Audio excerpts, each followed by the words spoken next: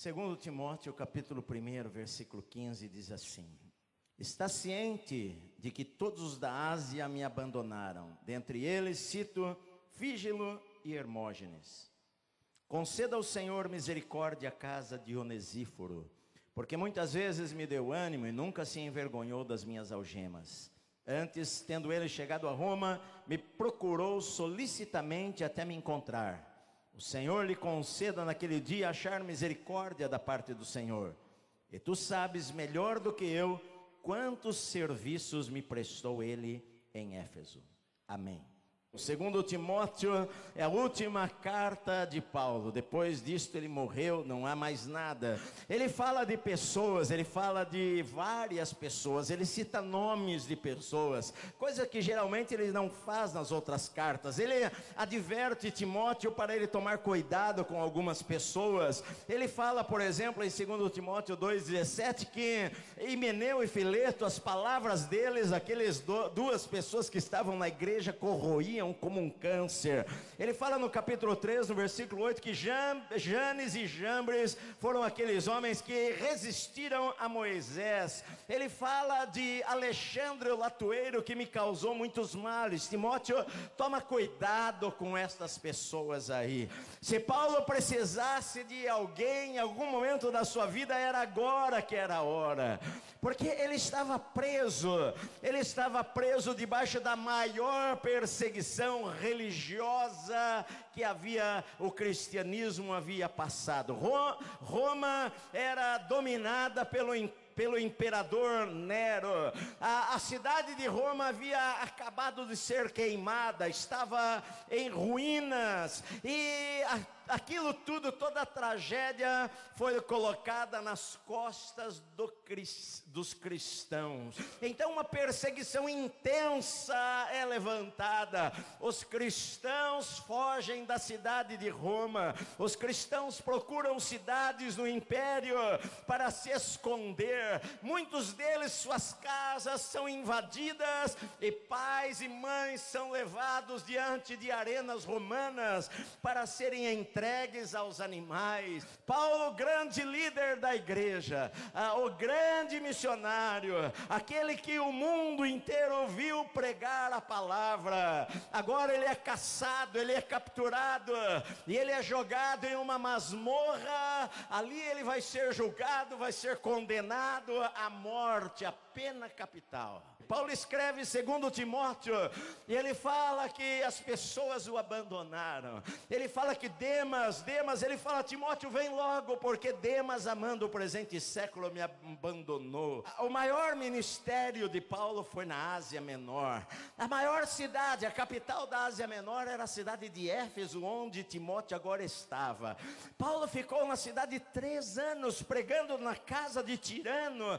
Ali Paulo foi perseguido, ali Paulo foi apedrejado, ali Paulo sofreu muitas coisas, ali ele ganhou almas, ali ele formou pastores, ali ele consagrou presbíteros, ali ele consagrou pessoas, ali ele deixou igrejas fortes, ali ele deixou igrejas que amavam a Deus. E agora Paulo está preso, e os líderes da igreja, com medo de serem mortos e perderem as suas famílias e as suas casas, se calam.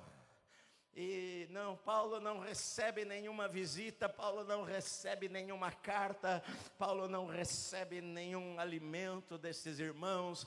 Os irmãos estão com medo. Paulo, ele é preso como um malfeitor, ele está acorrentado em uma masmorra, e os irmãos têm medo de se identificar com ele agora. Ele vai ser morto. E Paulo escreve, fala uma palavra triste para Timóteo. Você sabe, Timóteo, você está ciente, você está em Éfeso, você sabe que todos me abandonaram, ninguém esteve aqui comigo. Eu vou falar para você, Fígelo e Hermógenes, eles eram líderes da igreja, mas eles me abandonaram também, eles não me apoiaram em nada nesse momento difícil da minha vida. Então Paulo de repente começa a falar de um outro homem, um homem que o apoiou, um homem que esteve com ele. E este homem, ele cita o nome a partir do versículos 16, 17 e 18, ele fala deste homem chamado Onesíforo.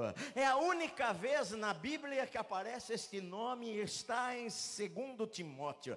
A gente não sabe muitas coisas dele, além do que o seu nome significa, aquele que veio para trazer alegria, para trazer lucro.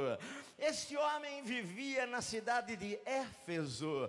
Talvez ele se converteu durante a passagem de Paulo para naquela cidade. A sua família se converteu, talvez através do apóstolo Paulo. E Onesíforo agora ele ouve que Paulo está preso, Paulo está em Roma. Então Onesíforo ele resolve viajar, ir para Roma para poder estar com o apóstolo, arriscar a sua vida. Um homem corajoso, e ele resolve uma viagem longa até a capital do império. Ele resolve fazer o contrário do que os outros estão fazendo. Ele resolve ser diferente das outras pessoas. E então ele vai a Roma, e então ele procura, ele vai de prisão em prisão, ele vai nos lugares e ninguém sabe sobre aquele homem. Você não conhece um homem chamado Paulo? Ele é de Tarso, ele é judeu, ele está preso, ele é um pregador do cristianismo, mas não pode se falar em cristianismo. Ele é um seguidor de Jesus, mas não pode se falar que alguém é seguidor de Jesus, senão poderia ser morto. E ele tem dificuldade para achar a Paulo. Paulo está sozinho na prisão. Mas um dia chega uma notícia. Guarda grita talvez para o preso: tem alguém aí que quer falar com você e te visitar? Talvez se coloca uma escada naquele buraco e aquele homem desce até ali. E eu fico imaginando a emoção que Paulo e Onesíforo sentem ao se encontrarem. E talvez eles se abraçam e choram, porque Onesíforo ele mostra que ele amava de uma maneira extraordinária. Ele estava dizendo ali para Paulo, através da sua atitude de diligência, de busca, de procurar: olha, meu amigo, todas as pessoas podem abandonar a você, da minha cidade os líderes podem ter te abandonado, mas eu não te abandonei. Saiba que eu estou ao teu lado, saiba que eu estou com você, saiba que você pode contar comigo. E a Bíblia diz que ele anima a Paulo. A Bíblia diz no versículo 16 que Onesíforo muitas vezes me deu ânimo. Muitas vezes ele me animou. Todos os dias talvez ele levava comida para Paulo. Todos os dias ele chegava ali para Paulo e falava: Paulo, olha, a perseguição é grande. Sabe, você está preso, mas a palavra do Senhor não está algemada. Sabe, Paulo, a igreja está crescendo. Sabe, quanto mais batem na gente, mais a igreja cresce. Sabe, Paulo, eu tenho ouvido de convertidos em todos os lugares. Tem cristãos morrendo, mas Paulo, sabe, tem cristãos que morrem cantando, com as mãos levantadas, enquanto eles são estraçalhados pelos animais. Sabe, Paulo, você deixou um legado, você deixou a marca na vida de milhares de pessoas, e tantas vezes, diariamente, Onesíforo animou a Paulo, orou com ele, cantou com ele, conversaram sobre o céu, conversaram sobre Jesus, conversaram sobre milagres, conversaram sobre esperança. A Bíblia não fala o que eles falaram, mas Paulo fala: olha, muitas vezes ele me animou. Paulo fala, ele nunca se envergonhou das minhas cadeias, nunca teve vergonha. Porque a gente tem vergonha de tantas coisas. A gente tem vergonha às vezes até de Deus. A gente tem vergonha de Jesus às vezes. Às vezes as pessoas têm vergonha de serem identificados como seguidores de Cristo. Este homem Onesíforo, ele tinha um espírito de servo. Paulo fala no versículo 18, você, Timóteo, sabe melhor do que eu. Timóteo, você o conhece bem, você sabe melhor do que eu quantos serviços ele prestou para mim quando eu estava em Éfeso, você sabe. No mundo em que a gente quer ser servido, no mundo em que nós queremos ganhar, tomar vantagem, no mundo egoísta que nós não queremos dar, não queremos oferecer, não queremos estender a mão, não queremos nos envolver, no mundo em que as pessoas têm medo da verdade, têm medo de falar de Deus, tem medo de identificar-se com o que é correto, com o que é justo. No mundo que o correto é incorreto, no mundo que a mentira se passa pela verdade, no mundo em que o caráter não interessa, não importa, como é que eu vou tomar posição? Como é que eu vou ter coragem diante da verdade? Eu posso perder o meu púlpito, eu posso perder a minha casa, a minha igreja, os meus amigos não vão olhar para mim, vão me abandonar. Nós queremos ser abençoados, mas nós não queremos abençoar pessoas, nós queremos receber, nós não queremos dar. Onesíforo não, Onesíforo ele estava lá, ele serviu a Paulo, ele estava lá para servir. O meu desejo é servir, o meu desejo é servir as pessoas. Jesus, ele falou, o Filho do Homem não veio para ser servido, o Filho do Homem veio para servir, o Filho do Homem veio para dar. Deus amou tanto o mundo de tal maneira que ele deu o seu Filho. Amor, quem ama dá, quem ama oferece, quem ama estende as mãos, quem ama dá o primeiro passo. Muitas vezes você reclama das coisas, mas você não dá o primeiro passo. A regra áurea é: o que você quer que as pessoas façam para você, vá lá e faça para elas. Mas a gente não quer dar o primeiro passo.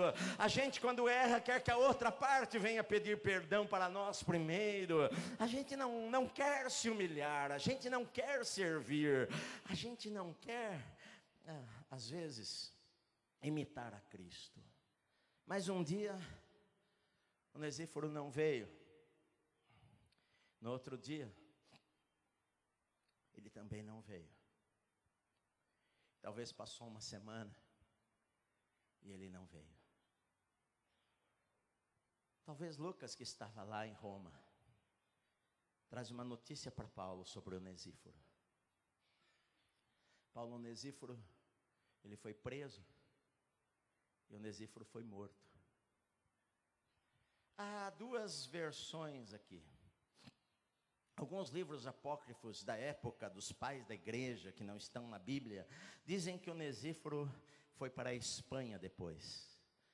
Eu não acredito nisso pelo texto da Bíblia de 2 Timóteo. Eu fico com a segunda hipótese, que quando Paulo escreveu 2 Timóteo, escrevendo esta mensagem para Timóteo, Onesíforo já estava morto. Porque Paulo aqui, ele não fala, às vezes que ele fala de Onesíforo, ele fala das coisas que Onesíforo fez, e não das coisas que ele iria fazer. Paulo, ele manda saudação e ele fala: conceda ao Senhor misericórdia à casa de Onesíforo, porque muitas vezes ele me deu ânimo e nunca se envergonhou das minhas algemas. Paulo, ele fala que o Senhor conceda misericórdia à casa de Onesíforo. No capítulo 4, quando ele se despede dos irmãos, ele fala quem estava lá em Roma. E ele fala: olha, Timóteo, saúda aí em Éfeso, saúda a Priscila, no capítulo 4, versículo 19, saúda a Priscila e a Áquila, e saúda a casa de Onesíforo também. Paulo não fala dele, Paulo não manda saudações para ele. Paulo, quando escreve no capítulo 4, ele fala: todos me abandonaram, procura vir ter comigo depressa, venha antes do inverno, venha logo, eu preciso de você aqui, porque todos foram embora, só Lucas está comigo. Ou seja, Onesíforo já não estava mais com Paulo, só Lucas estava lá, ele não estava mais em Éfeso, ele não está em nenhum lugar. Paulo não menciona mais, Paulo somente fala que o Senhor conceda misericórdia à casa, à família dele. É difícil alguém dar a vida por amor ao amigo. É difícil alguém pensar mais nos outros do que em si próprio. É difícil, as pessoas sempre querem tomar vantagem. As pessoas às vezes querem se aproximar de você para ver o que elas conseguem ganhar de alguma coisa que você possa oferecer a elas. É difícil você achar alguém tão desprendido de si mesmo que fala: olha, a minha vida está aqui, a minha vida está aqui, eu quero viver, eu quero morrer. É difícil você achar alguém que quer morrer pelo Senhor, morrer por seus amigos, morrer pelos seus irmãos. Quando a gente lê aqui no versículo 18, Paulo fala assim: o Senhor lhe conceda naquele dia achar misericórdia diante da parte do Senhor. Paulo, ele fala o segredo que envolvia a vida dele, de Onesíforo e de todos aqueles cristãos. Era aquele dia. O que eu posso falar é que naquele dia, no julgamento, quando todos nós comparecermos diante do Senhor, meu desejo é que este homem que me serviu tanto encontre misericórdia de Deus, assim como eu e como você precisamos encontrar misericórdia de Deus em nossa vida. É isto que faz a gente ter coragem, é isto que faz a gente falar a verdade, é isto que faz a gente pregar a verdade, é isto que faz a gente não ter medo de perseguição, porque é fácil falar que é cristão no momento de popularidade, é fácil falar que é cristão e não precisa ter compromisso, quando o imperador Constantino declarou no ano 300 e pouco: agora a religião oficial, já que não dá para nós brigarmos com eles, porque quanto mais nós os perseguimos, mais eles se multiplicam. Então, quando a gente não consegue vencer, a maneira de vencer é se unir. A maneira de vencer os cristãos não é persegui-los, mas é nos juntando a eles e os contaminando.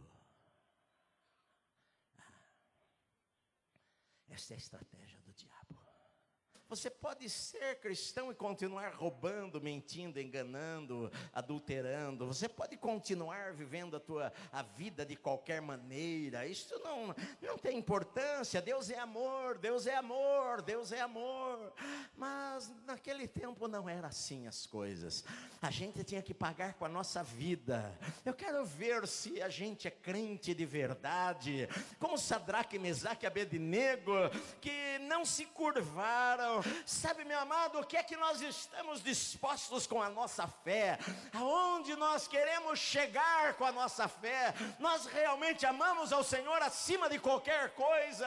Estamos dispostos a dar a nossa vida? Estamos dispostos a morrer se for preciso pela verdade? O que é que você está disposto a dar? Você ama Cristo? Você está disposto a dar a sua vida? Quanto custa para servir ao Senhor? Quanto custa para viver para Deus? Numa época em que o Evangelho é somente receber. Quanto custa? Você tem que dar primeiro, se você quiser se receber. E Paulo encontrou em Onesíforo um pouco de consolo e de alegria nos últimos momentos da sua vida.